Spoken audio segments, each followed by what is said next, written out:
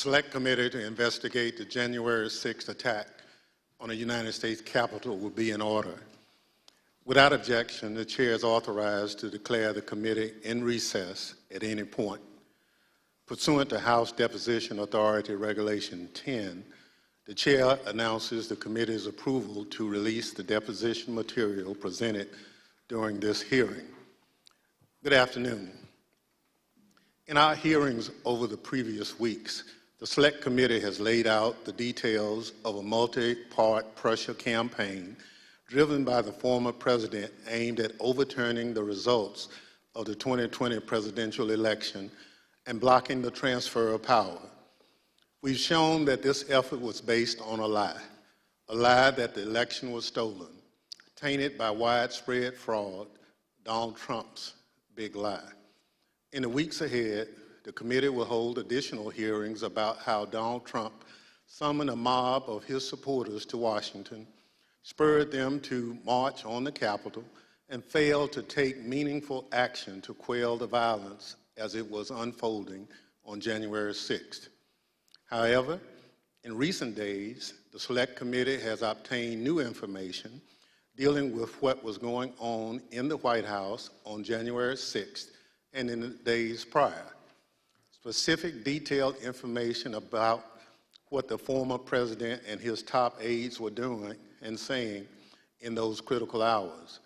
First-hand details of what transpired in the office of the White House Chief of Staff, just steps from the Oval Office as the threats of violence became clear, and indeed, violence ultimately descended on the Capitol in the attack on American democracy.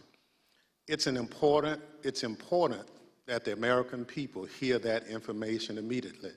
That's why, in consultation with the Vice Chair, I've recalled the committee for today's hearing.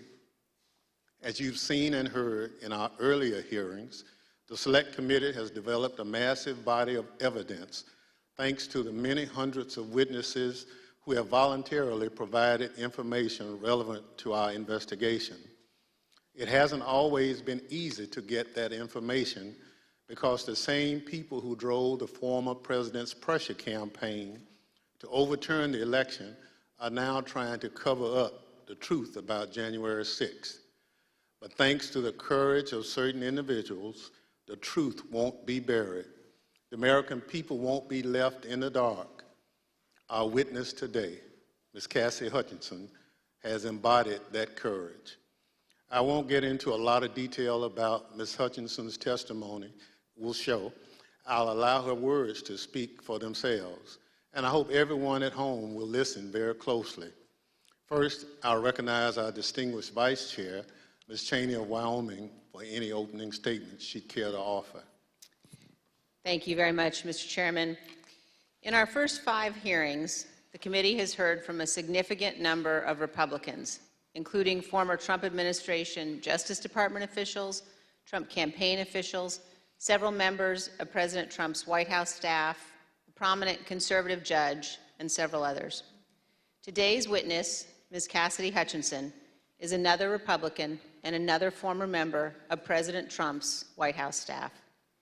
Certain of us in the House of Representatives recall that Ms. Hutchinson once worked for House Republican Whip Steve Scalise, but she is also a familiar face on Capitol Hill because she held a prominent role in the White House Legislative Affairs Office and later was the principal aide to President Trump's Chief of Staff, Mark Meadows.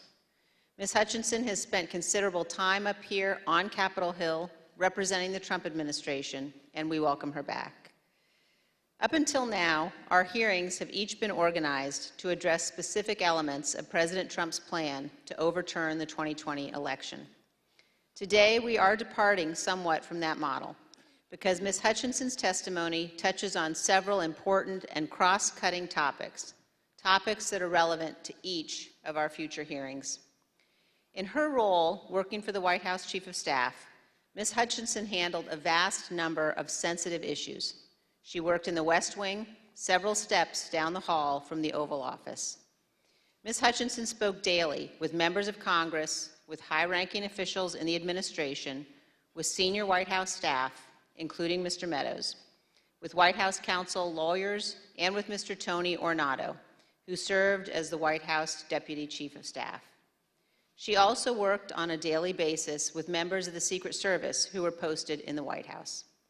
In short, Ms. Hutchinson was in a position to know a great deal about the happenings in the Trump White House. Ms. Hutchinson has already sat for 4 videotaped interviews with committee investigators, and we thank her very much for her cooperation and for her courage.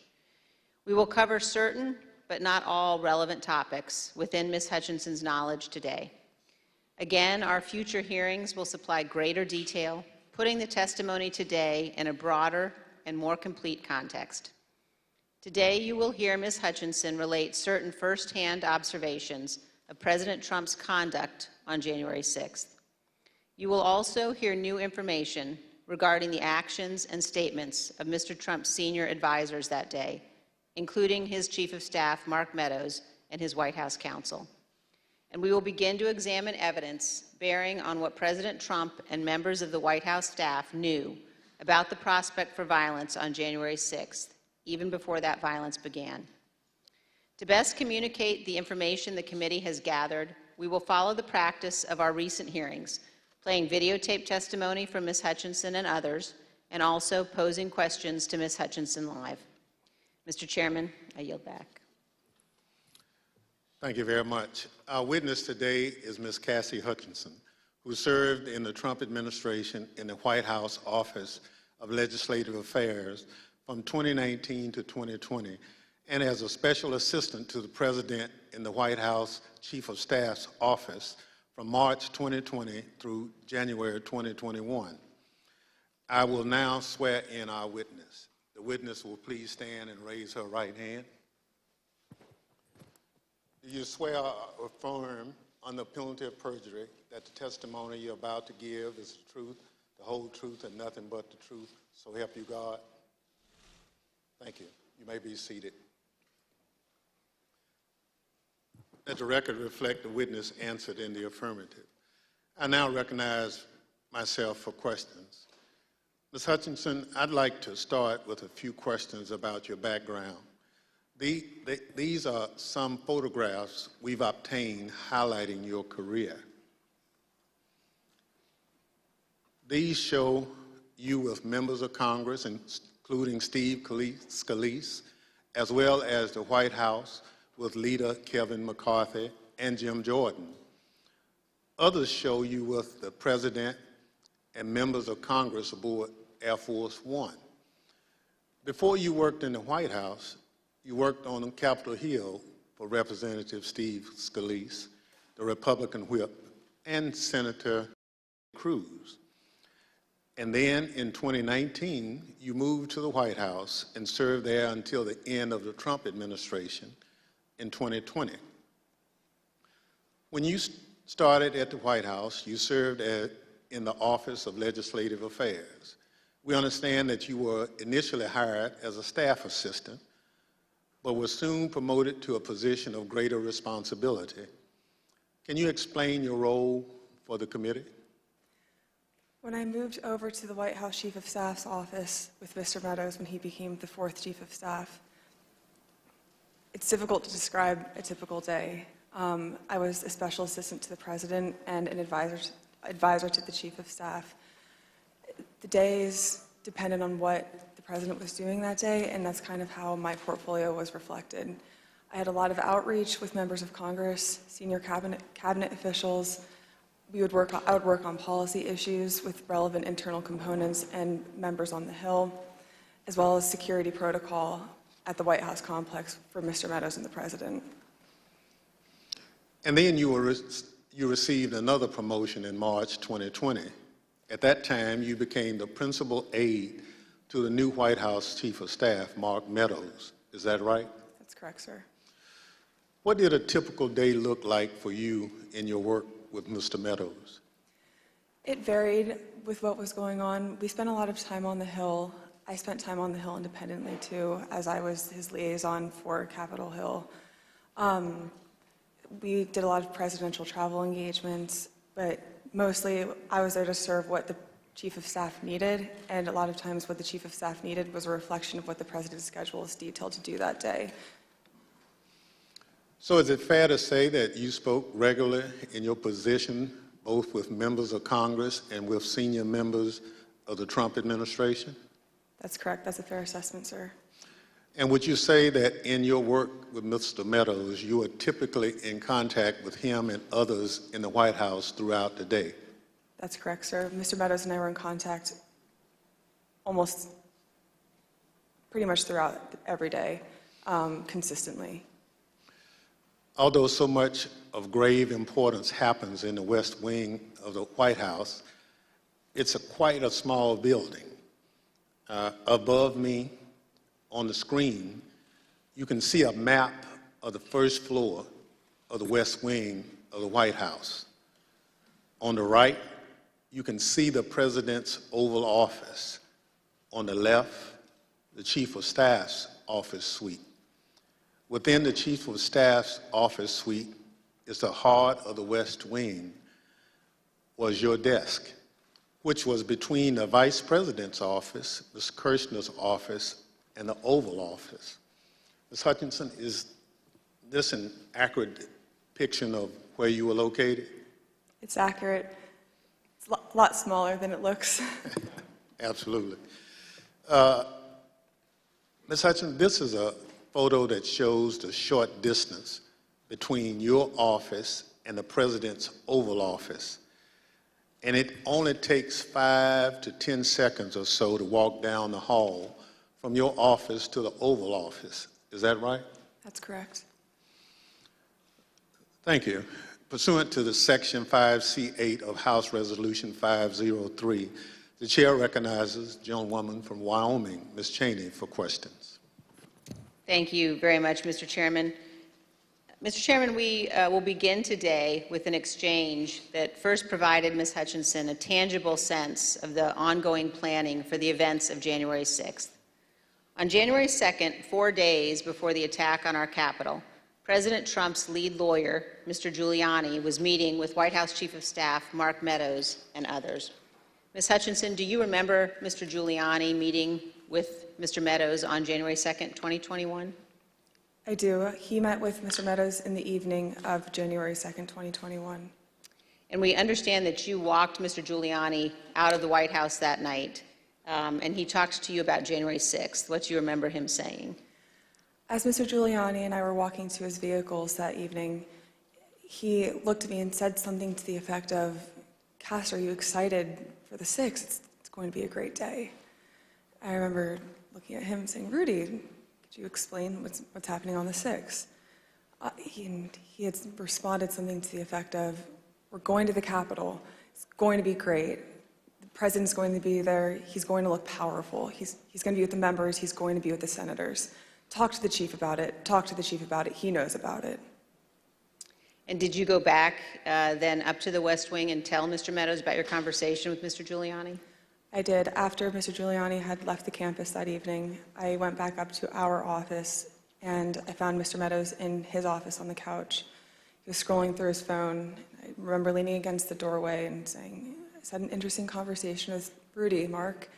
Sounds like we're going to go to the Capitol." He didn't look up from his phone and said something to the effect of, "There's a lot going on, Cass, but I don't know.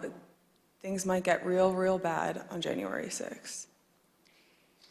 Ms. Hutchinson, Mr. Meadows is engaged in litigation with the committee to try to avoid testifying here. What was your reaction when he said to you things might get real bad? In the days before January 2nd, I was apprehensive about the 6th. I had heard general plans for a rally. I had heard tentative movements to potentially go to the Capitol. But when hearing Rudy's take on January 6th and then Mark's response, that evening was the first moment that I remember feeling scared and nervous for what could happen on January 6th. And I had a deeper concern for what was happening with the planning aspects of it. Thank you, Ms. Hutchinson. Today, we're going to be focusing primarily on the events of January 5th and 6th at the White House. But to begin and to frame the discussion, I want to talk about a conversation that you had with Mr. John Ratcliffe, the Director of National Intelligence, and you had this conversation in December of 2020. Mr. Ratcliffe was nominated by President Trump to oversee U.S. intelligence, our U.S. intelligence community, and before his appointment, Mr. Ratcliffe was a Republican member of Congress. As you will see on this clip, Director Ratcliffe's comments in December of 2020 were prescient. My understanding was Director Ratcliffe didn't want much to do with the post-election period. Director Ratcliffe felt that it wasn't something that the White House should be pursuing. It felt it was dangerous for the president's legacy. He had expressed to me that he was concerned that it could spiral out of control and potentially be dangerous, either for our democracy or the way that things were going for the 6th. When you say it wasn't something the White House should be pursuing, what's the it?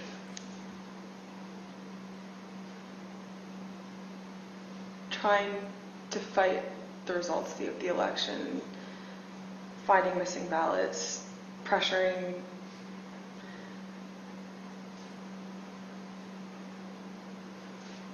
filing lawsuits in certain states where there didn't seem to be significant evidence, and reaching out to state legislatures about that. So pretty much the way that the White House is handling the post-election period, he felt that there could be dangerous repercussions in terms of precedent set for elections, for our democracy, for the 6th. He was hoping that we would concede. So, Ms. Hutchinson, now we're going to turn to certain information that was available before January 4th and what the Trump administration and the president knew about the potential for violence before January 6th. On the screen, you will see an email received by Acting Deputy Attorney General Donahue on January 4th from the National Security Division of the Department of Justice. Mr. Donahue testified in our hearings last week. The email identifies apparent planning by those coming to Washington on January 6th to, quote, occupy federal buildings, and discussions of, quote, invading the Capitol building. Here's what Mr. Donahue said to us. And we knew that if you have tens of thousands of very upset people showing up in Washington, D.C., that there was potential for violence. The U.S. Secret Service was looking at similar information and watching the planned demonstrations. In fact, their intelligence division sent several emails to White House personnel, like Deputy Chief of Staff Tony Ornato and the head of the President's Protective Detail, Robert Engel, including certain materials listing events like those on the screen. The White House continued to receive updates about planned demonstrations, including information regarding the Proud Boys organizing and planning to attend events on January 6th. Although Ms. Hutchinson has no detailed knowledge of any planning involving the Proud Boys for January 6th, she did note this. I recall hearing the word Oath Keeper and hearing the word Proud Boys closer to the planning of the January 6th rally when Mr. Giuliani would be around. On January 3rd, the Capitol Police issued a special event assessment. In that document, the Capitol Police noted that the Proud Boys and other groups planned to be in Washington, D.C. on January 6th and indicated that, quote, unlike previous post-election protests, the targets of the pro-Trump supporters are not necessarily the counter-protesters as they were previously, but rather Congress itself is the target on the 6th.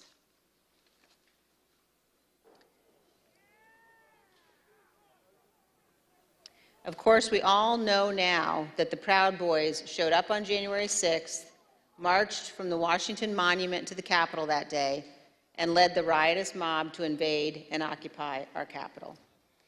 Ms. Hutchinson, I want to play you a clip of one of our meetings when you described a call on January 4th that you received from National Security Advisor Robert O'Brien on the same topic, potential violence on January 6th. I received a call from Robert O'Brien, the National Security Advisor. He had asked if he could speak with Mr. Meadows about potential words of violence that he was hearing that were potentially going to happen on the Hill on January 6th. I had asked if he had connected with Tony Ornato because Tony Ornato had a conversation with Mark about that topic. Robert had said, I'll talk to Tony, and then I don't know if Robert ever connected with Mark about the issue. Ms. Hutchinson, can you describe for us Mr. Ornato's responsibilities as Deputy Chief of Staff? The Deputy Chief of Staff position at the White House for operations is arguably one of the most important positions that somebody can hold. They're in charge of all security protocol for the campus and all presidential protectees, primarily the president and the first family, but anything that requires security for any individual that has presidential protection, so the Chief of Staff or the National Security Advisor, as well as the Vice President's team too. Tony would oversee all of that, and he was the conduit for security protocol between White House staff and the United States Secret Service. Thank you. And you also described a brief meeting between Mr. Ornato and Mr. Meadows on the potential for violence. The meeting was on January 4th. They were talking about the potential for violence on January 6th. Let's listen to a clip of that testimony. I remember Mr. Ornato had talked to him about intelligence reports. I remember Mr. Ornato coming in and saying that we had intel reports saying that there could potentially be violence on the 6th. You also told us about reports of violence and weapons that the Secret Service were receiving on the night of January 5th and throughout the day on January 6th. Is that correct? That's correct. There are reports that police in Washington, D.C. had arrested several people with firearms or ammunition following a separate pro-Trump rally in Freedom Plaza on the evening of January 5th. Are those some of the reports that you recall hearing about? They are. Of course, the world now knows that the people who attacked the Capitol on January 6th had many different types of weapons. When a president speaks, the Secret Service typically requires those attending to pass through metal detectors, known as magnetometers, or MAGs for short. The Select Committee has learned that people who willingly entered the enclosed area for President Trump's speech were screened so they could attend the rally at the Ellipse. They had weapons and other items that were confiscated: pepper spray, knives, brass knuckles, tasers, body armor, gas masks, batons, blunt weapons. And those were just from the people who chose to go through the security for the president's event on the Ellipse, not the several thousand members of the crowd who refused to go through the MAGs and watched from the lawn near the Washington Monument. The Select Committee has learned about reports from outside the magnetometers and has obtained police radio transmissions identifying individuals with firearms, including AR-15s, near the Ellipse on the morning of January 6th. Let's listen. There's an individual who's in a tree. He's going to be a white male, about 6 feet tall, thin build, brown cowboy boots. He's got blue jeans and a blue jean jacket, and underneath the blue jean jacket, the complainants both saw a stock with AR-15.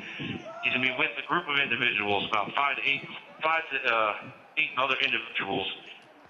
Two of the individuals in that group at the base of the tree, near the porta potties, were wearing green fatigues, green olive drab style fatigues, about 5'8", 5'9", skinny white males, brown cowboy boots. They had Glock-style pistols in their waistband. 8736 with the message that subject, weapon on his right hip.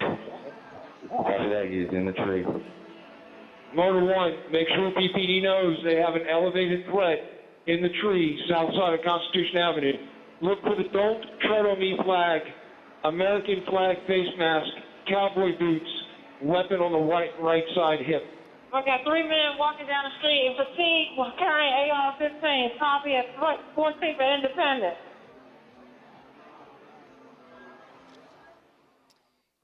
AR-15s at 14th and Independence. As you saw in those emails, the first report that we showed, we now know was sent in the 8 o'clock hour on January 6th. This talked about people in the crowd wearing ballistic helmets and body armor, carrying radio equipment and military-grade backpacks. The second report we showed you on the screen was sent by the Secret Service in the 11 a.m. hour, and it addressed reports of a man with a rifle near the ellipse. Ms. Hutchinson, in prior testimony, you described for us a meeting in the White House around 10 a.m. in the morning of January 6th, involving Chief of Staff Meadows and Tony Ornato. Were you in that meeting? I was. Let's listen to your testimony about that meeting, and then we'll have some questions. I think the last time we talked, you mentioned that some of the weapons that people had at the rally included flagpoles, oversized sticks or flagpoles, bear spray. Is there anything else that you recall hearing about that the people who would gather on the ellipse had? I recall Tony and I having a conversation with Mark probably around 10 a.m., 10:15 a.m., where I remember Tony mentioning knives, guns in the form of pistols and rifles, bear spray, body armor, spears, and flagpoles. Spears were one item, flagpoles were one item, and then Tony had relayed to me something to the effect of, and these effing people are fastening spears onto the ends of flagpoles. Ms. Hutchinson, here's a clip of your testimony regarding Mr. Meadows' response to learning that the rally attendees were armed that day. What was Mark's reaction, Mr. Meadows' reaction to this list of weapons that people had in the crowd? When Tony and I went in to talk to Mark that morning, Mark was sitting on his couch and on his phone, which was something typical. And I remember Tony just got right into it. I was like, sorry, I just want to let you know, and had informed him, like, this is how many people we have outside the mags right now. These are the weapons that we're known to have. It's possible he listed more weapons off that I just don't recall. And gave him a brief but and concise explanation, but also fairly thorough. And I remember distinctly Mark not looking up from his phone. And I remember Tony finishing his explanation and it taking a few seconds for Mark to say something, to the point where I almost said, Mark, did you hear him? And then Mark chimed in and was like, all right, anything else? Still looking down at his phone. And Tony looked at me and I looked at Tony, and Tony said, no, sir, do you have any questions? He's like, what are you hearing? And I looked at Tony and I was like, sir, he just told you about what was happening down at the rally. And he was like, yeah, I know. And then he looked up and said, have you talked to the president? And Tony said, yes, sir, he's aware too. And he said, all right, good. He asked Tony if Tony had informed the president. Yes. And Tony said yes, he had. So, Ms. Hutchinson, is it your understanding that Mr. Ornato told the president about weapons at the rally on the morning of January 6th? That's what Mr. Ornato relayed to me. And here's how you characterize Mr. Meadows' general response when people raised concerns about what could happen on January 6th. So at the time, in the days leading up to the 6th, there were lots of public reports about how things might go bad on the 6th, and even the potential for violence. If I'm hearing you correctly, what stands out to you is that Mr. Meadows did not share those concerns, or at least did not act on those concerns? Did not act on those concerns would be accurate. But other people raised them to him? Like in this exchange, you mentioned that Mr. Ornato pulled him aside. That's correct. Ms. Hutchinson, we're going to show now an exchange of texts between you and Deputy Chief of Staff Ornato. And these text messages were exchanged while you were at the ellipse. In one text, you write, but the crowd looks good from this vantage point as long as we get the shot. He was effing furious. And the text messages also stress that President Trump kept mentioning the OTR, an off-the-record movement. We're going to come back and ask you about that in a minute. But could you tell us, first of all, who it is in the text who was furious? The he in that text that I was referring to was the president. And why was he furious, Ms. Hutchinson? He was furious because he wanted the arena that we had on the Ellipse to be maxed out at capacity for all attendees. The advance team had relayed to him that the mags were free-flowing. Everybody who wanted to come in had already come in, but he still was angry about the extra space and wanted more people to come in. And did you go to the rally in the presidential motorcade? I was there, yes, in the motorcade. And were you backstage with the president and other members of his staff and family? I was. And you told us, Ms. Hutchinson, about particular comments that you heard while you were in the tent area.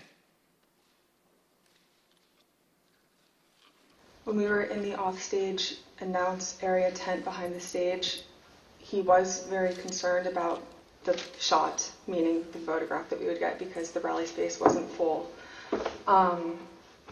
One of the reasons, which I've previously stated, was because he wanted it to be full and for people to not feel excluded because they'd come far to watch him at the rally.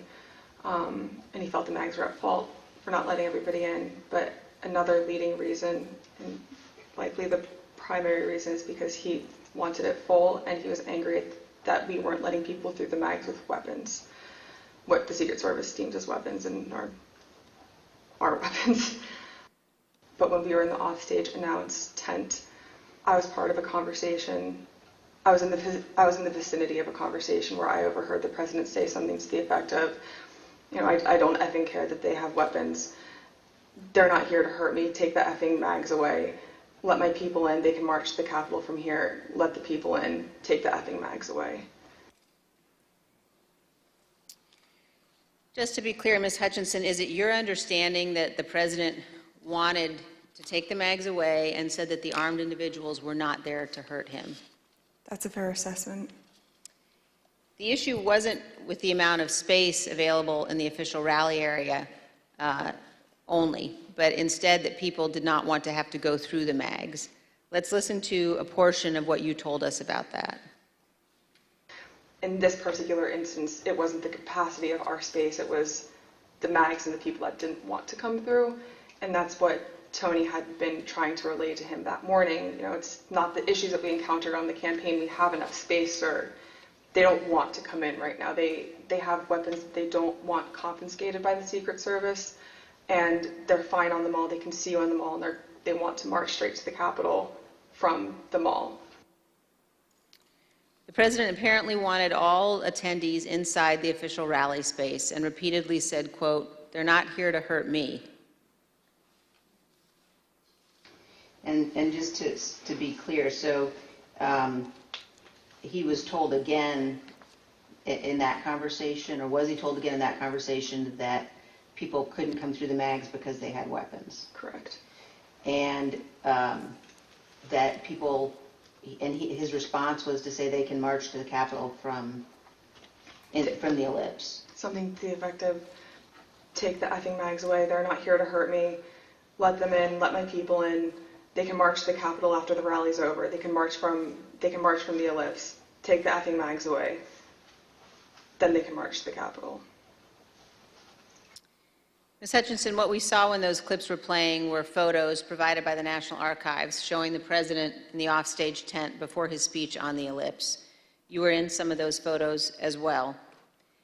And I just want to confirm that that is when you heard the president say the people with weapons weren't there to hurt him and that he wanted the Secret Service to remove the magnetometers.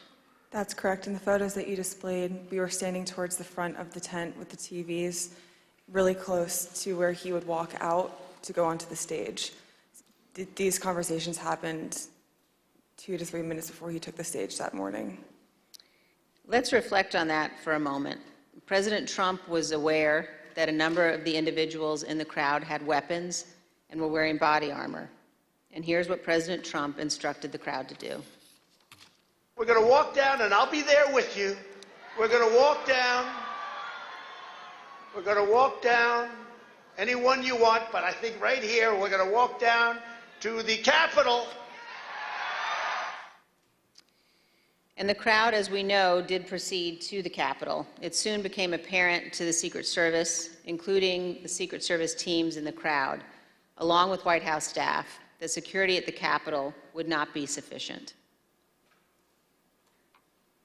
I had 2 or 3 phone conversations with Mr. Ornato when we were at the Ellipse, and then I had 4 men on Mr. Meadows' detail with me in between those individuals and then a few other bodies on the ground, just the Secret Service doing advance. They were getting notifications through their radios, and Mr. Ornato in one phone conversation had called me and said, make sure the chief knows that they're getting closer to the Capitol. It's, they're having trouble stacking bodies. And Ms. Hutchinson, when you said they were having trouble stacking bodies, did you mean that law enforcement at the Capitol needed more people to defend the Capitol from the rioters? It was becoming clear to us and to the Secret Service that Capitol Police officers were getting overrun at the security barricades outside of the Capitol building, and they were short people to defend the building against the rioters. And you mentioned that Mr. Ornato was conveying this to you because he wanted you to tell Mr. Meadows. So did you tell Mr. Meadows that people were getting closer to the Capitol and that Capitol Police was having difficulty? After I had the conversation with Mr. Meadows, after I had the conversation with Mr. Ornato, I went to have the discussion with Mr. Meadows. He was in a secure vehicle at the time making a call. So when I had gone over to the car, I went to open the door to let him know, and he had immediately shut it. I don't know who he was speaking with. It wasn't something that he regularly did, especially when I would go over to give him information. So I was a bit taken aback, but I didn't think much of it, and thinking that I would be able to have the conversation with him a few moments later. And were you able to have that conversation a few moments later? Probably about 20 to 25 minutes later. There was another period in between where he shut the door again, and then when he finally got out of the vehicle, we had the conversation. But at that point, there was a backlog of information that he should have been made aware of. And so you opened the door to the control car, and Mr. Meadows pulled it shut? That's correct. And he did that 2 times? That's correct. And when you finally were able to give Mr. Meadows the information about the violence at the Capitol, what was his reaction?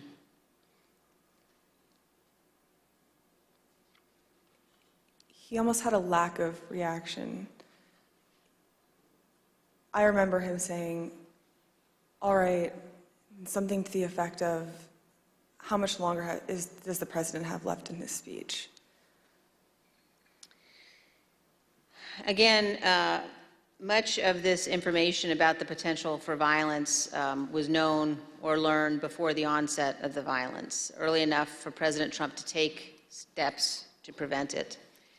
He could, for example, have urged the crowd at the Ellipse not to march to the Capitol. He could have condemned the violence immediately once it began, or he could have taken multiple other steps.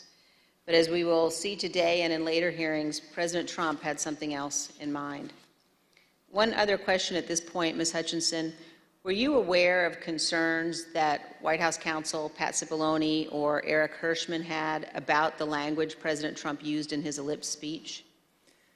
There were many discussions the morning of the 6th about the rhetoric of the speech that day. In my conversations with Mr. Hirschman, he had relayed that we would be foolish to include language that had been included at the president's request, which had lines along to the effect of, fight for Trump, we're going to march to the Capitol, I'll be there with you, fight for me, fight for what we're doing, fight for the movement. Things about the vice president at the time, too. Both Mr. Hirschman and White House counsel's office were urging the speechwriters to not include that language for legal concerns and also for the optics of what it could portray the president wanting to do that day. And we just heard the president say that he would be with his supporters as they marched to the Capitol. Even though he did not end up going, he certainly wanted to. Some have questioned whether President Trump genuinely planned to come here to the Capitol on January 6th. In his book, Mark Meadows falsely wrote that after President Trump gave his speech on January 6th, he told Mr. Meadows that he was, quote, speaking metaphorically about the walk to the Capitol. As you will see, Donald Trump was not speaking metaphorically. As we heard earlier, Rudy Giuliani told Ms. Hutchinson that Mr. Trump planned to travel to the Capitol on January 6th. I want to pause for just a moment to ask you, Ms. Hutchinson, to explain some of the terminology you will hear today. We've heard you use two different terms to describe plans for the president's movement to the Capitol or anywhere else. One of those is a scheduled movement, and another one is OTR. Could you describe for us what each of those mean? A scheduled presidential movement is on his official schedule. It's notified to the press and to a wide range of staff that will be traveling with him. It's known to the public, known to the Secret Service, and they're able to coordinate the movement days in advance. An off-the-record movement is confined to the knowledge of a very, very small group of advisors and staff. Typically, a very small group of staff would travel with him, mostly that are just included in the national security package. You can pull an off-the-record movement together in less than an hour. It's a way to kind of circumvent having to release it to the press, if that's the goal of it, or to not have to have as many security parameters put in place ahead of time to make the movement happen. Thank you. And let's turn back now to the president's plans to travel to the Capitol on January 6th. We know that White House counsel Pat Cipollone was concerned about the legal implications of such a trip, and he agreed with the Secret Service that it shouldn't happen. Ms. Hutchinson, did you have any conversations with Pat Cipollone about his concerns about the president going to the Capitol on January 6th?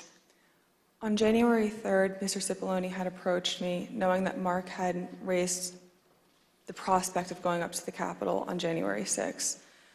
Mr. Cipollone and I had a brief private conversation where he said to me, we need to make sure that this doesn't happen. This would be legally a terrible idea for us. We have serious legal concerns if we go up to the Capitol that day. And he then urged me to continue relaying that to Mr. Meadows, because it's my understanding that Mr. Cipollone thought that Mr. Meadows was indeed pushing this along with the president. And we understand, Ms. Hutchinson, that you also spoke to Mr. Cipollone on the morning of the 6th as you were about to go to the rally on the Ellipse. And Mr. Cipollone said something to you like, make sure the movement to the Capitol does not happen. Is that correct? That's correct. I saw Mr. Cipollone right before I walked out onto West Exec that morning, and Mr. Cipollone said something to the effect of, please make sure we don't go up to the Capitol, Cassidy. Keep in touch with me. We're going to get charged with every crime imaginable if we make that movement happen. And do you remember which crimes Mr. Cipollone was concerned with? In the days leading up to the 6th, we had conversations about potentially obstructing justice or defrauding the electoral count. Let's hear about some of those concerns that you mentioned earlier in one of your interviews with us. Having a private conversation with Pat late in the afternoon of the 3rd or the 4th, that Pat was concerned it would look like we were obstructing justice or obstructing the electoral college count. And I apologize for probably not being very firm with my legal terms here, but that it would look like we were obstructing what was happening on Capitol Hill. And he was also worried that it would look like we were inciting a riot or encouraging a riot to erupt on the Capitol, at the Capitol. In fact, in the days before January 6th and on January 6th itself, President Trump expressed to multiple White House aides that he wanted to go to the Capitol after his speech. Here's what various White House aides have told the committee about the president's desire to go to the Capitol. Did the president tell you this, that he wanted to speak at the Capitol? Correct, yes. During the meeting in the dining room, did the idea of the president proceeding or walking to the Capitol on the 6th after his speech come up? Walking to the Capitol? No. Driving to the Capitol? It came up. Okay, how did it come up and what was discussed? You brought it up. You said, I want to go down to the Capitol. What about him marching to the Capitol on the 6th? Yes. Tell us about that. So, it's kind of a general thing. I mean, to get into the specifics of it, I was aware of a desire of the president to potentially march to the or accompany the rally attendees to the Capitol. When did you first hear about this idea of the president accompanying rally attendees to the Capitol on the 6th? Well, this was at the 6th. This was during the after he finished his remarks. When the president said that he would be going to the Capitol during his speech on the ellipse, the Secret Service scrambled to find a way for him to go. We know this from witnesses and the Secret Service, also from messages among staff on the President's National Security Council. The NSC staff were monitoring the situation in real time, and you can see how the situation evolved in the following chat log that the committee has obtained. As you can see, NSC staff believed that Mogul, the president, was, quote, going to the Capitol, and, quote, they are finding the best route now. From these chats, we also know the staff learned of the attack on the Capitol in real time. When President Trump left the ellipse stage at 1:10, the staff knew that rioters had invaded the inaugural stage and Capitol Police were calling for all available officers to respond. When Republican leader Kevin McCarthy heard the president say he was going to the Capitol, he called you, Ms. Hutchinson. Isn't that right? That's correct. And in this text message, you told Tony Ornato, quote, McCarthy just called me too. And do you guys think you're coming to my office? Tell us about the call that day with Leader McCarthy during the president's speech on the ellipse. I was still in the tent behind the stage, and when you're behind the stage, you can't really hear what's going on in front of you. So when Mr. McCarthy called me with this information, I answered the call and he sounded rushed, but also frustrated and angry at me, and I was confused because I didn't know what the president had just said. He then explained, the president just said he's marching to the Capitol. You told me this whole week you aren't coming up here. Why would you lie to me? I said, I'm not lying. I wasn't lying to you, sir. We're not going to the Capitol. And he said, well, he just said it on stage, Cassidy. Figure it out. Don't come up here. I said, I'll run the traps on this and I'll shoot you a text. I can assure you we're not coming up to the Capitol. We've already made that decision. He pressed a little bit more, believing me, but I think frustrated that the president had said that. And we ended the phone conversation after that. I called Mr. Ornato to reconfirm that we weren't going to the Capitol, and which was also in our text messages. I sent Mr. McCarthy another text telling him the affirmative that we were not going up to the Capitol, and he didn't respond after that. And we understand, Ms. Hutchinson, that the plans for the president to come up to the Capitol had included discussions at some point about what the president would do when he came up to the Capitol on January 6th. Let's look at a clip of one of your interviews discussing that issue with the committee. When you were talking about a scheduled movement, did anyone say what the president wanted to do when he got here? No.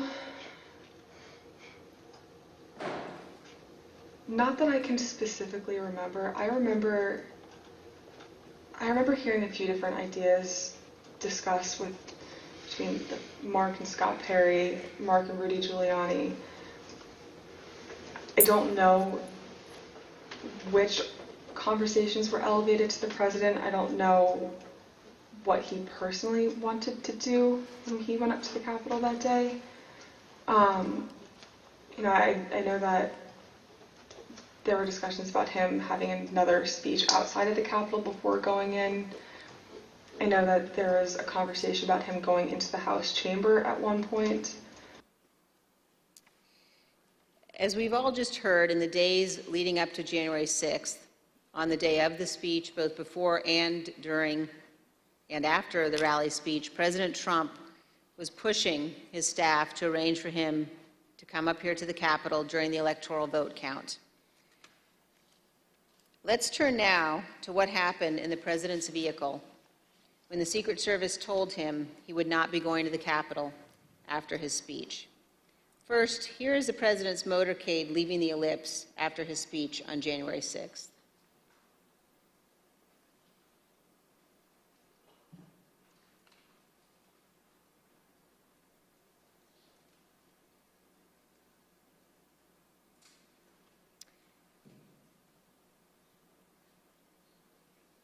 Ms. Hutchinson, when you returned to the White House in the motorcade after the president's speech, where did you go? When I returned to the White House, I walked upstairs towards the Chief of Staff's office, and I noticed Mr. Ornato lingering outside of the office. Once we had made eye contact, he quickly waved me to go into his office, which was just across the hall from mine.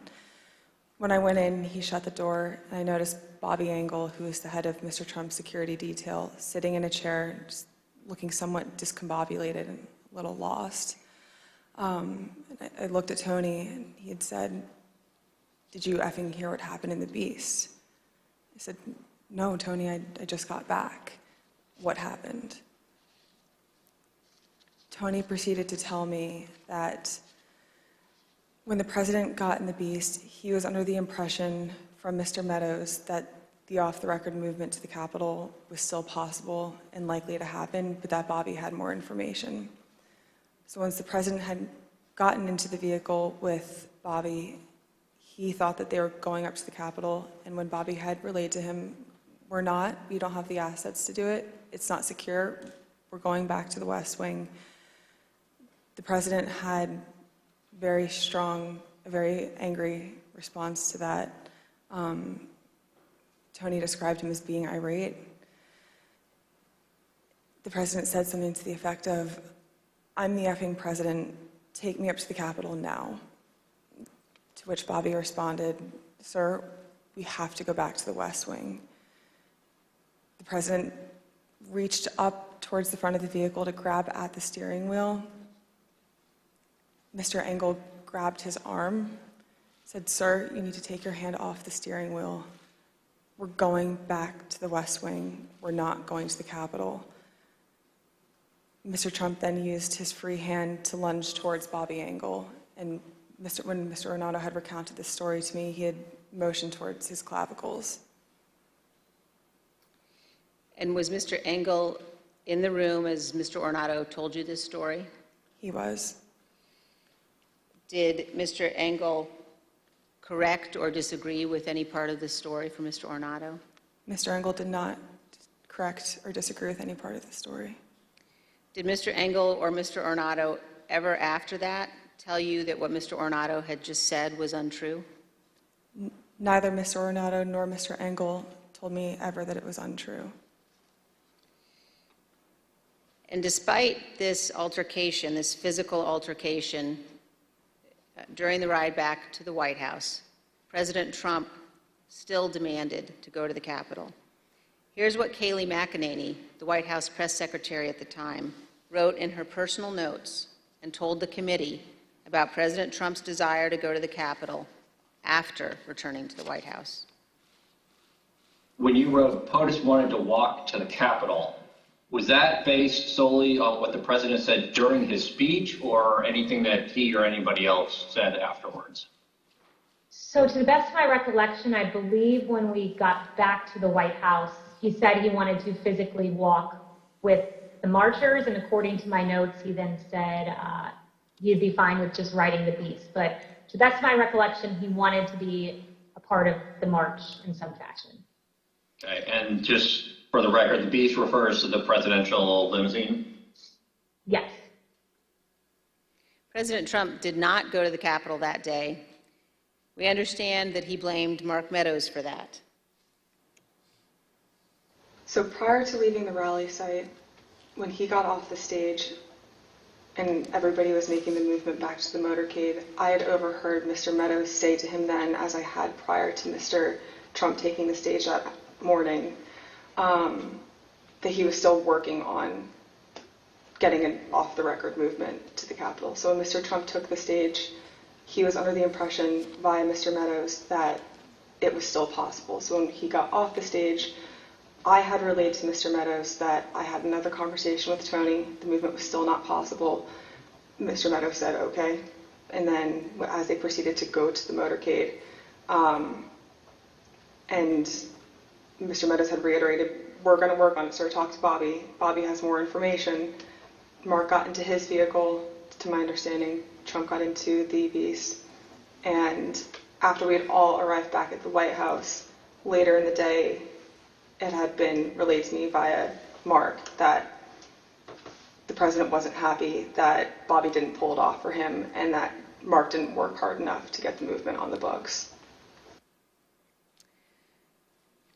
The physical altercation that Ms. Hutchinson described in the presidential vehicle was not the first time that the president had become very angry about issues relating to the election. On December 1, 2020, Attorney General Barr said in an interview that the Department of Justice had not found evidence of widespread election fraud sufficient to change the outcome of the election. Ms. Hutchinson, how did the president react to hearing that news? Around the time that I understand the AP article went live, I remember hearing noise coming from down the hallway, so I poked my head out of the office, and I saw the valet walking towards our office. He had said, get the chief down to the dining room, the president wants him. So Mark went down to the dining room and came back to the office a few minutes later.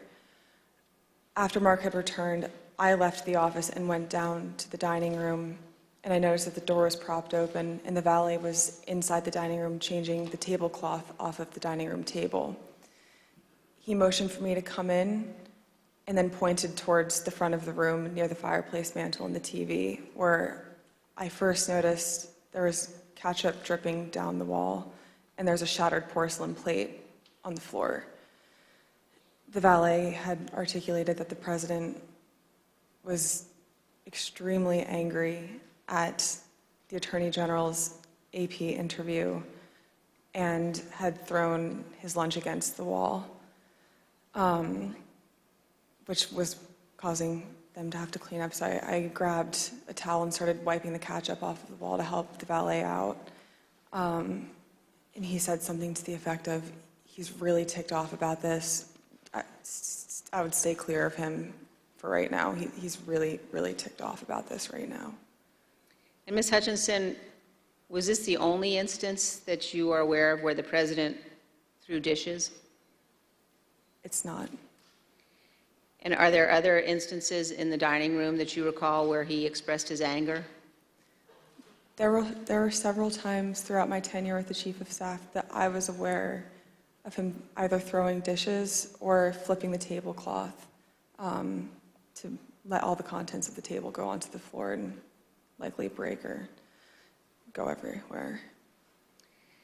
And Ms. Hutchinson, Attorney General Barr described to the committee the president's angry reaction when he finally met with President Trump.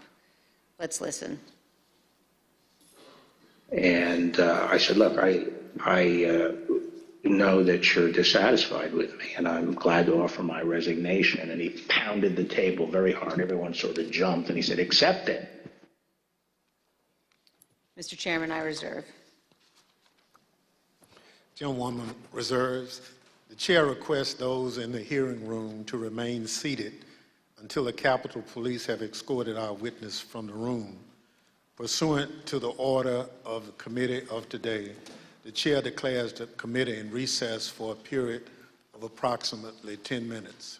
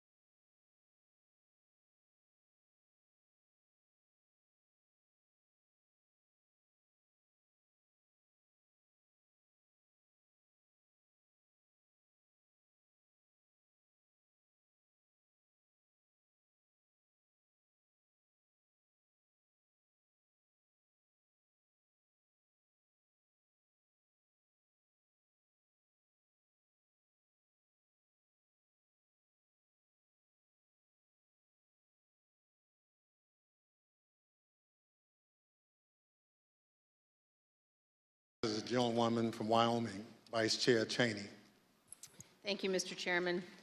Before we turn to what Ms. Hutchinson saw and heard in the White House during the violent attack on the Capitol on January 6th, let's discuss certain communications White House Chief of Staff Mark Meadows had on January 5th.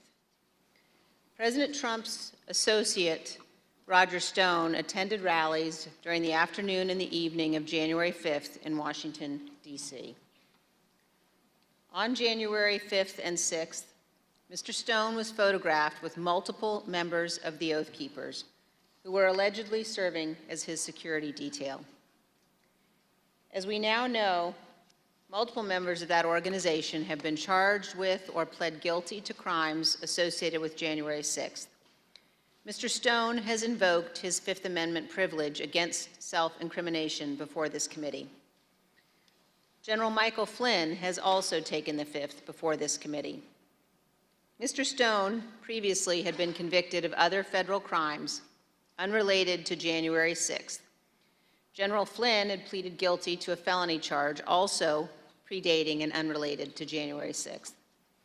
President Trump pardoned General Flynn just weeks after the presidential election. And in July of 2020, he commuted the sentence Roger Stone was to serve. The night before January 6th, President Trump instructed his Chief of Staff, Mark Meadows, to contact both Roger Stone and Michael Flynn regarding what would play out the next day. Ms. Hutchinson, is it your understanding that President Trump asked Mark Meadows to speak with Roger Stone and General Flynn on January 5th? That's correct. That is my understanding. And Ms. Hutchinson, is it your understanding that Mr. Meadows called Mr. Stone on the 5th? I'm under the impression that Mr. Meadows did complete both a call to Mr. Stone and General Flynn the evening of the 5th. And do you know what they talked about that evening, Ms. Hutchinson? I'm not sure. Is it your understanding that Mr. Giuliani, Mr. Eastman, and others had set up what has been called, quote, a war room at the Willard Hotel on the night of the 5th? I was aware of that the night of the 5th. And do you know if Mr. Meadows ever intended to go to the Willard Hotel on the night of the 5th? Mr. Meadows had a conversation with me where he wanted me to work with Secret Service on a movement from the White House to the Willard Hotel so he could attend the meeting or meetings with Mr. Giuliani and his associates in the war room. And what was your view as to whether or not Mr. Meadows should go to the Willard that night? I had made it clear to Mr. Meadows that I didn't believe it was a smart idea for him to go to the Willard Hotel that night. I wasn't sure everything that was going on at the Willard Hotel, although I knew enough about what Mr. Giuliani and his associates were pushing during this period. I didn't think that it was something appropriate for the White House Chief of Staff to attend or to consider involvement in. I made that clear to Mr. Meadows. Throughout the afternoon, he mentioned a few more times going up to the Willard Hotel that evening, and then eventually dropped the subject the night of the 5th and said that he would dial in instead. So General Flynn has appeared before this committee, and when he appeared before our committee, he took the 5th. Let's briefly view a clip of General Mike Flynn taking the Fifth Amendment. General Flynn, do you believe the violence on January 6th was justified? Do we have? Yes.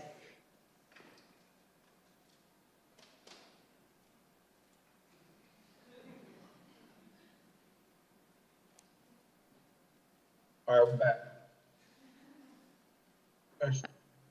Congressman Cheney, could you repeat the question, please? Yes. General Flynn, do you believe the violence on January 6th was justified? Is that, can I get a clarification? Is that a moral question or are you asking a legal question? I'm asking both.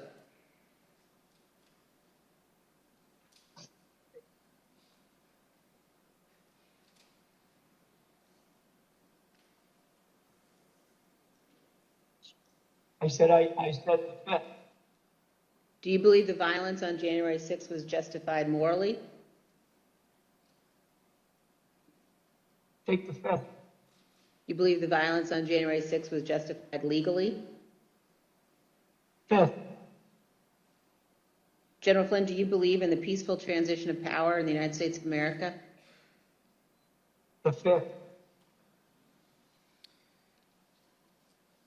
Let's move on now to January 6th and the conduct of Donald Trump and Mark Meadows during the attack on the Capitol. Ms. Hutchinson, I'd like now for us to listen to a description, your description of what transpired in the West Wing during the attack. For context, in this clip, you describe the time frame starting at about 2 p.m. So I remember Mark being alone in his office for quite some time, and I know we've spoken about Ben Williamson going in at one point, and I don't personally remember Ben going in. I don't doubt that he had gone in, but I remember him being alone in his office for most of the afternoon, around 2 o'clock to 2:05. Around 2 o'clock to 2:05, we were watching the TV, and I could see that the rioters were getting closer and closer to the Capitol. Mark still hadn't popped out of his office or said anything about it. So that's when I went into his office. I saw that he was sitting on his couch, on his cell phone. Same as the morning where he was just kind of scrolling and typing. I said, "Hey, are you watching the TV, Chief?" Because his TV was small, and you can see it, but I didn't know if he was really paying attention. I said, "You watching the TV, Chief?" And he was like, "Yeah." So, the rioters are getting really close. Have you talked to the president? He said, "No, he wants to be alone right now." Still looking at his phone. So I start to get frustrated because I sort of felt like I was watching this is not a great comparison, but a bad car accident that was about to happen where you can't stop it, but you want to be able to do something. And I remember thinking in that moment, Mark needs to snap out of this, and I don't know how to snap him out of this, but he needs to care.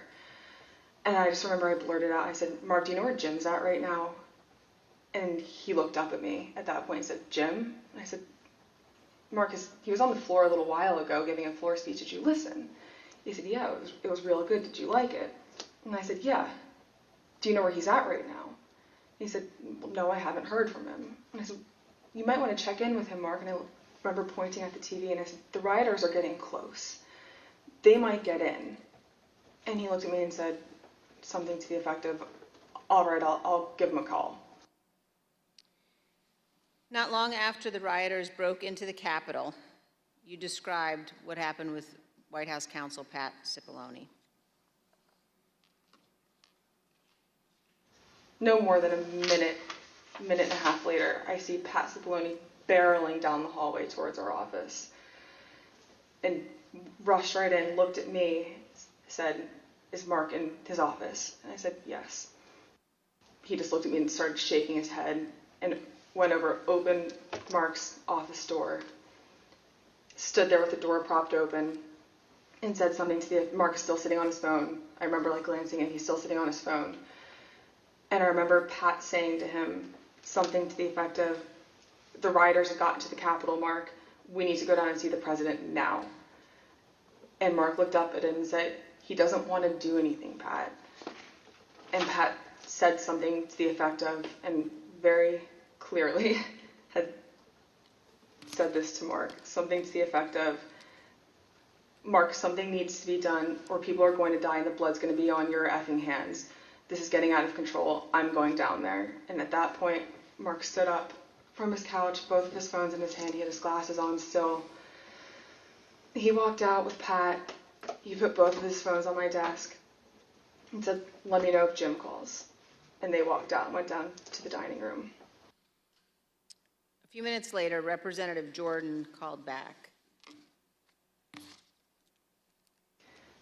A couple minutes later, so likely around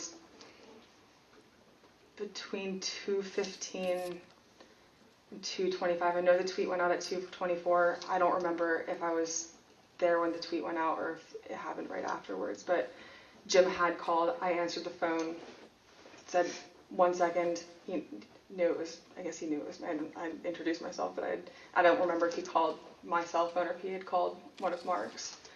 But I answered the phone and said, 1 sec, Mark's down the hall, I'm going to go hand the phone to him. He said, okay. So I went down, I asked the valet if Mark was in the dining room. The valet said yes. I opened the door to the dining room, briefly stepped in to get Mark's attention, showed him the phone, like flipped the phone his way so he could see it said Jim Jordan. He had stepped to where I was standing there holding the door open, took the phone talking to Jim with the door still propped open. So I took a few steps back. So I probably was 2 feet from Mark. He was standing in the doorway going into the Oval Office dining room. They had a brief conversation, and in the crossfires, I heard briefly like what they were talking about, but in the background, I had heard conversations in the Oval dining room at that point talking about the hang Mike Pence chants. That clip ended, Ms. Hutchinson, with you recalling that you heard the President, Mr. Meadows, and the White House counsel discussing the hang Mike Pence chants. And then you described for us what happened next. It wasn't until Mark hung up the phone, handed it back to me. I went back to my desk. A couple minutes later, him and Pat came back, possibly Eric Hirschman too. I'm pretty sure Eric Hirschman was there. But I'm confident it was Pat that was there. I remember Pat saying something to the effect of, Mark, we need to do something more. They're literally calling for the vice president to be effing hung. And Mark had responded something to the effect of, you heard him, Pat. He thinks Mike deserves it. He doesn't think they're doing anything wrong. To which Pat said something, this is effing crazy. We need to be doing something more. Briefly stepped into Mark's office. And when Mark had said something to the effect of, he doesn't think they're doing anything wrong, knowing what I had heard briefly in the dining room, coupled with Pat discussing the hang Mike Pence chants in the lobby of our office, and then Mark's response, I understood there to be the rioters in the Capitol that were chanting for the vice president to be hung. Let me pause here on this point. As rioters chanted hang Mike Pence, the President of the United States, Donald Trump, said that, quote, Mike deserves it, and that those rioters were not doing anything wrong. This is a sentiment that he has expressed at other times as well. In an interview with ABC News correspondent Jonathan Karl, President Trump was asked about the supporters chanting hang Mike Pence last year. Instead of condemning them, the former president defended them. Because it's common sense, John. It's common sense that you're supposed to protect. How can you, if you know a vote is fraudulent, right? Yeah. How can you pass on a fraudulent vote to Congress? President Trump's view that the rioters were not doing anything wrong and that, quote, Mike deserved it, helps us to understand why the president did not ask the rioters to leave the Capitol for multiple hours. In fact, he put this tweet out at 2:24 p.m. Ms. Hutchinson, do you recall seeing this tweet in which the president said the vice president did not have the courage to do what needed to be done? I do. And Ms. Hutchinson, what was your reaction when you saw this tweet? As a staffer that worked to always represent the administration to the best of my ability and to showcase the good things that he had done for the country, I remember feeling frustrated, disappointed, and really, it felt personal. It was really sad. As an American, I was disgusted. it was unpatriotic, it was un-American. We were watching the Capitol building get defaced over a lie. And it was something that was really hard in that moment to digest, knowing what I had been hearing down the hall in the conversations that were happening, seeing that tweet come up and knowing what was happening on the Hill. And it's something that I still struggle to work through the emotions of that. Ms. Hutchinson, we have also spoken to multiple other White House staff about their reaction to Donald Trump's 224 tweet, condemning Mike Pence for not having the courage to refuse to count electoral votes, an act that would have been illegal. Matthew Pottinger, a former Marine intelligence officer who served in the White House for 4 years, including as Deputy National Security Advisor, was in the vicinity of the Oval Office at various points throughout the day. When he saw that tweet, he immediately decided to resign his position. Let's watch him describe his reaction to the president's tweet. One of my staff brought me a printout of a tweet by the president. And the tweet said something to the effect that Mike Pence, the vice president, didn't have the courage to do what should have been done. I read that tweet and made a decision at that moment to resign. That's where I knew that I was leaving that day, once I read that tweet. Ultimately, members of the White House staff, Sarah Matthews, cabinet members Secretary Chao and Secretary DeVos resigned as well. Here is Secretary DeVos's resignation letter. As you can see, in resigning on January 6th, Secretary DeVos said to the president, quote, "There's no mistaking the impact your rhetoric had on the situation, and it is the inflection point for me." Let's also look at Secretary Chao's resignation statement.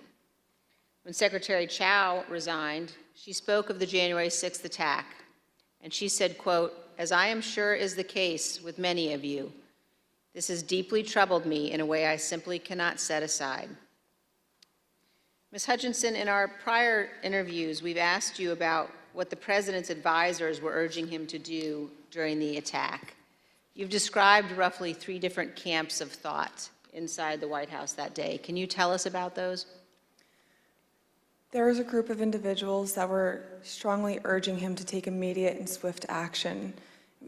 I would classify the White House counsel's office, Mr. Hirschman, Ms. Ivanka Trump, in that category of really working to get him to take action and pleading with him to take action. There was a more neutral group where advisors were trying to toe the line, knowing that Mr. Trump didn't necessarily want to take immediate action and condemn the riots, but knowing something needed to be done. And then there was the last group, which was deflect and blame. Let's blame Antifa. These aren't our people. It's my understanding that Mr. Meadows was in the deflect and blame category, but he did end up taking a more neutral route, knowing that there were several advisors in the president's circle urging him to take more action, which I think was reflected in the rhetoric released later that day in the videos. You told us that the White House counsel's office was in the camp encouraging the president to tell the rioters to stop the attack and to leave the Capitol.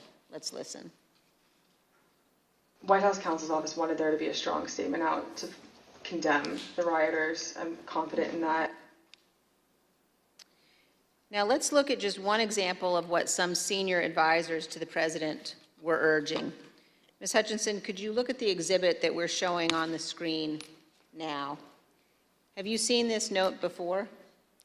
That's a note that I wrote at the direction of the Chief of Staff on January 6th, likely around 3 o'clock. And it's written on a Chief of Staff note card, but that's your handwriting, Ms. Hutchinson? That's my handwriting. And why did you write this note? The Chief of Staff was in a meeting with Eric Hirschman and potentially Mr. Philbin, and they had rushed out of the office fairly quickly.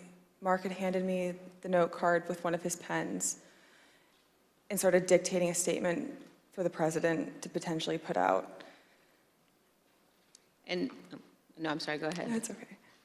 There were two phrases on there, one illegal and then one without proper authority. The illegal phrase was the one that Mr. Meadows had dictated to me.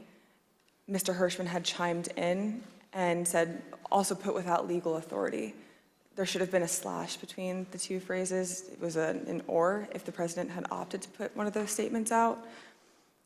Evidently he didn't. Later that afternoon, Mark came back from the Oval Dining Room and put the palm card on my desk with illegally crossed out, but said we didn't need to take further action on that statement. So, to your knowledge, this statement was never issued? It was, to my knowledge, it was never issued. And Ms. Hutchinson, did you understand that Ivanka Trump wanted her father to send people home? That's my understanding, yes. Let's play a clip of you addressing that issue. I remember her saying at various points, you know, she wanted her dad to send them home. She wanted her dad to tell them to go home peacefully, and she wanted to include language that he necessarily wasn't on board with at the time. You will hear more about this at our later hearings, but we have evidence of many others imploring Donald Trump and Mark Meadows to take action. Here is some of that evidence, text messages sent to Mark Meadows during the attack. This is a text message at 2:32 from Laura Ingram. Hey, Mark, the president needs to tell people in the Capitol to go home. In the next message, this is hurting all of us. And then he's destroying his legacy and playing into every stereotype. We lose all credibility against the BLM Antifa crowd if things go south. The president's son, Don Jr., also urgently contacted Mark Meadows. At 2:53, he wrote, he's got to condemn this shit ASAP. The Capitol Police tweet is not enough. As you will see, these are just two of the numerous examples of Trump supporters and allies urging the president to tell his supporters to leave the Capitol. It would not have been hard for the president to simply walk down to the briefing room a few feet down the hall from the Oval Office. As Norah O'Donnell noted during an interview with House Republican leader Kevin McCarthy, where Leader McCarthy said he believed the attack was un-American. I want to quickly bring in Kevin McCarthy, the House Minority Leader. Leader McCarthy, do you condemn this violence? I completely condemn the violence in the Capitol. What we're currently watching unfold is un-American. I am disappointed. I'm sad. This is not what our country should look like. This is not who we are. This is not the First Amendment. This has to stop, and this has to stop now. Leader McCarthy, the President of the United States has a briefing room steps from the Oval Office. The cameras are hot 24/7, as you know. Why hasn't he walked down and said that now? I conveyed to the president what I think is best to do, and I'm hopeful the president will do it. Republican House member Mike Gallagher also implored the president to call off the attack. Mr. President, you have got to stop this. You are the only person who can call this off. Call it off. The election is over. Call it off. This is bigger than you. It's bigger than any member of Congress. It is about the United States of America, which is more important than any politician. Call it off. It's over. Despite the fact that many people close to Donald Trump were urging him to send people home, he did not do so until later, much later. At 4:17 p.m., Donald Trump finally told the rioters to go home and that he loved them. Here's a portion of the video President Trump recorded from the White House. We have to have peace. So go home. We love you. You're very special. You've seen what happens. You see the way others are treated. So bad and so evil. I know how you feel. But go home and go home in peace. But as we will show in even greater detail in future hearings, Donald Trump was reluctant to put this message out, and he still could not bring himself to condemn the attack. Ms. Hutchinson has told us that too. The one that he put out at 4:17. I'm sure you've discussed it, and just to elaborate if I hadn't already at that point, I recall him being reluctant to film the video on the 6th. I was not involved in any of the logistics or the planning for that video. I just remember seeing the video go out and feeling a little shocked after it went out. On the evening of January 6th and the day after, the president's family and his senior staff and others tried to encourage the president to condemn the violence and commit to the peaceful transition of power. At 3:31 p.m. on January 6th, Sean Hannity of Fox News texted Mark Meadows. Mr. Hannity said, quote, "Can he make a statement? I saw the tweet. Ask people to leave the Capitol." Later that evening, Mr. Hannity sent another text message to Mark Meadows. This time, he shared a link to a tweet. That tweet reported that President Trump's cabinet secretaries were considering invoking the 25th Amendment to remove President Trump from office. As you can see on the screen, the 25th Amendment to the Constitution creates a process for the transition of power if a president is unfit or unable to serve. The 25th Amendment has never been used to remove a president. But the committee has learned that after the attack on the U.S. Capitol, this was being discussed by members of President Trump's cabinet as a way of stripping the full power of the presidency from Donald Trump. President Trump's supporters were worried. In addition to the tweet that he sent Mark Meadows after the attack, Sean Hannity apparently spoke with President Trump and warned him about what could happen. We understand that this text message that Sean Hannity sent to Kayleigh McEnany on January 7th shows what Mr. Hannity said to the president. First, no more stolen election talk. Second, impeachment and 25th Amendment are real. Many people will quit. Ms. Hutchinson, you told us that you were hearing about discussions related to the 25th Amendment. Here's part of what you said.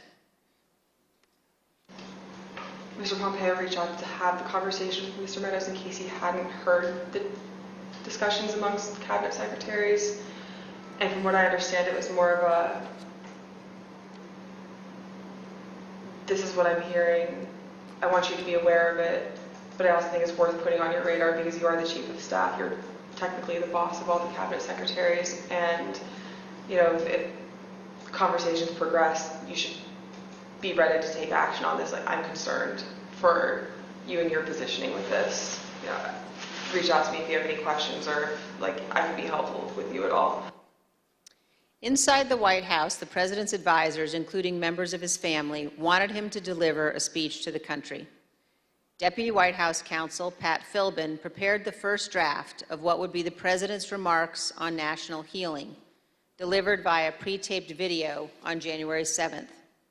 When he arrived at the White House on the 7th, Mr. Philbin believed that more needed to be said, so he sat down and started writing. He shared the draft with Pat Cipollone, who also believed the president needed to say more. Mr. Cipollone agreed with the content, as did Eric Hirschman, who reviewed the draft. The committee has learned that the president did not agree with the substance as drafted and resisted giving a speech at all. Ms. Hutchinson, do you recall discussions about the president's speech on January 7th? I do. Let's listen, Ms. Hutchinson, to what you told us about that and about the process of crafting those remarks. I learned from a conversation with Mark and overhearing between him and White House counsel and Eric Hirschman as well that Trump didn't necessarily think he needed to do anything more on the 7th than what he had already done on the 6th. When he was convinced to put out a video on the 7th, I understand that he had a lot of opinions about what the context of that announcement were to entail. I had original drafts of the speech where there were several lines that didn't make it in there about prosecuting the rioters or calling them violent. He didn't want that in there. He wanted to put in there that he wanted to potentially pardon them. And this is just with the increased emphasis of his mindset at the time, which was he didn't think that they did anything wrong. The people who did something wrong that day, or the person who did something wrong that day, was Mike Pence by not standing with him. But the president's advisors urged him to give the speech. Who convinced him to do the video on the 7th? I'm not sure who convinced him or if it was a group of people that convinced him. Who was in the group that you're aware of? That I'm aware of. Mark, Ivanka, Jared Kushner, Eric Hirschman, Pat Cipollone, Pat Philbin. Those are the people that I'm aware of. Do you know why that group of people thought it was necessary for him to release a statement? I believe Kelly McEnany as well. From what I understood at the time, and from what the reports were coming in, there's a large concern of the 25th Amendment potentially being invoked, and there were concerns about what would happen in the Senate if the 25th was invoked. So the primary reason that I had heard, other than, we did not do enough on the 6th, we need to get a stronger message out there and condemn this, otherwise this will be your legacy. The secondary reason to that was, think about what might happen in the final 15 days of your presidency if we don't do this. There's already talks about invoking the 25th Amendment. You need this as cover. The president ultimately delivered the remarks. Unlike many of his other speeches, he did not ad-lib much. He recited them without significant alteration, except one. Even then, on January 7th, 2021, the day after the attack on the U.S. Capitol, the president still could not bring himself to say, quote, "But this election is now over." One other point about the speech, Ms. Hutchinson.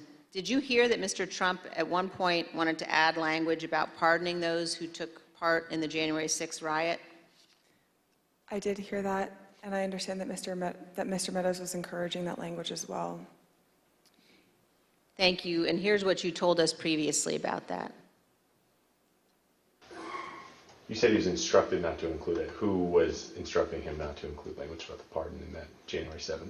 I understood from White House counsel's office coming into our office that morning that they didn't think that it was a good idea to include that in the speech. That being Pat Cipollone? That's correct. And Eric Hirschman. Ms. Hutchinson, did Rudy Giuliani ever suggest that he was interested in receiving a presidential pardon related to January 6th? He did. Ms. Hutchinson, did White House Chief of Staff Mark Meadows ever indicate that he was interested in receiving a presidential pardon related to January 6th? Mr. Meadows did seek that pardon. Yes, ma'am. Thank you, Ms. Hutchinson. Mr. Chairman, I yield back. I want to thank our witness for joining us today. The members of the Select Committee may have additional questions for today's witness, and we ask that you respond expeditiously in writing to those questions. Without objections, members will be permitted 10 business days to submit statements for the record, including opening remarks and additional questions for the witness. Without objection, the chair recognizes the vice chair for a closing statement. Thank you very much, Mr. Chairman. I want to begin by thanking Ms. Hutchinson for her testimony today. We are all in her debt. Our nation is preserved by those who abide by their oaths to our Constitution. Our nation is preserved by those who know the fundamental difference between right and wrong. And I want all Americans to know that what Ms. Hutchinson has done today is not easy. The easy course is to hide from the spotlight, to refuse to come forward, to attempt to downplay or deny what happened. That brings me to a different topic. While our committee has seen many witnesses, including many Republicans, testify fully and forthrightly, this has not been true of every witness.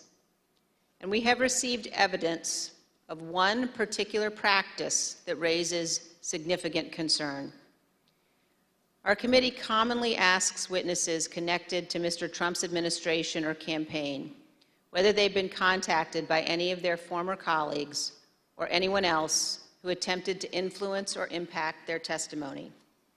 Without identifying any of the individuals involved, let me show you a couple of samples of answers we received to this question. First, here's how one witness described phone calls from people interested in that witness's testimony. Quote, "What they said to me is as long as I continue to be a team player, they know I'm on the right team. I'm doing the right thing. I'm protecting who I need to protect. You know I'll continue to stay in good graces in Trump world. And they have reminded me a couple of times that Trump does read transcripts, and just keep that in mind as I proceed through my interviews with the committee." Here's another sample in a different context. This is a call received by one of our witnesses. Quote, "A person let me know you have your deposition tomorrow. He wants me to let you know he's thinking about you. He knows you're loyal and you're going to do the right thing when you go in for your deposition."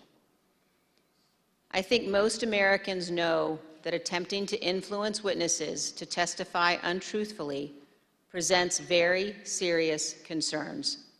We will be discussing these issues as a committee, carefully considering our next steps. Mr. Chairman, thank you. I yield back. Gentlewoman yields back.